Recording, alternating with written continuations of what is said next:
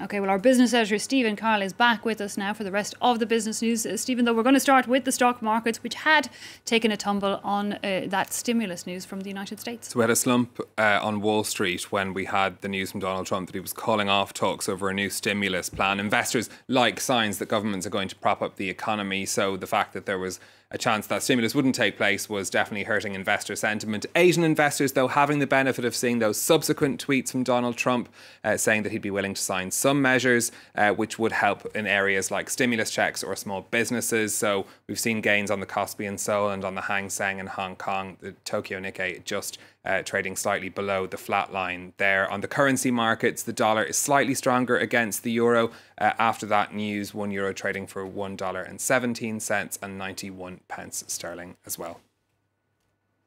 OK, well, back in the United States, Stephen, a new congressional report looking at competition and technology. This report is from the House of Representatives Antitrust Subcommittee. It found that Amazon, Apple, Facebook and Google have all abused their market power by being dominant players in their respective sectors. It recommends that US competition law should be rewritten so that these companies can be forced not to use their dominance to harm their rivals. That includes breaking up these companies and keeping their various arms separate. The report says these firms not only wield tremendous power, but they also abuse it by charging exorbitant fees, imposing oppressive contract terms and extracting valuable data from the people and businesses that rely on them. Now, while Republican lawmakers don't support these findings, the recommendations could be taken up by the next Congress. Democrats also hoping that if Joe Biden wins in November's election, that he'll take them seriously as well. Businesses, meanwhile, Stephen, here in France, also trying to cope with new COVID restrictions on an increasing number of sectors. The city of Cannes on the Mediterranean coast, tourism is big business there, but so are conferences.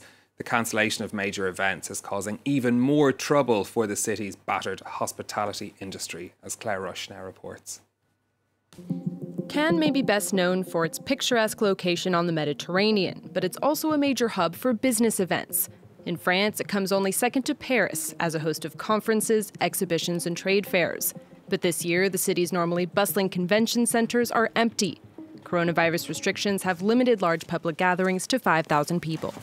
Ça nous donne un peu le cœur gros en ce qui me concerne. Au-delà de toutes les conséquences économiques et difficiles que cela va entraîner, il y a une vraie tristesse. The cancellation of September's yachting festival alone represented a loss of €55 million for the city. L'impact est évidemment démentiel. Il l'est depuis le début de l'année avec tous ces salons annulés qui étaient les plus gros et les plus internationaux.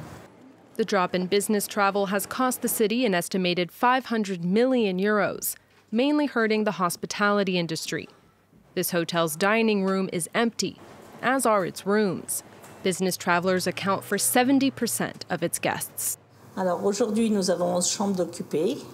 Demain, 11 chambres d'occupées sur 72. Et j'espère qu'on n'en arrivera pas au licenciement.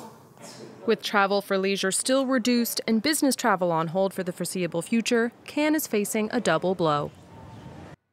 Finally, Stephen, an institution from the global comedy scene is going on sale in the US. Chicago's Second City is where some of the world's most celebrated comedians cut their teeth, including the likes of Tina Fey and Amy Poehler. The Improv Group and Company has had to suspend all of its performances and classes, though, since March of this year. They've 25,000 enrolled students. The owners announced on Tuesday that they're putting the company up for sale. Of course, performing arts has been incredibly hard hit by the pandemic, and the owners of Second City say they have a growth plan to move towards more digital programming in the future. It's the second time in its 61-year history that the company's gone up for sale. It'll be interesting to see who goes to buy it. Indeed. Stephen Carroll with our business news. Thanks indeed for that.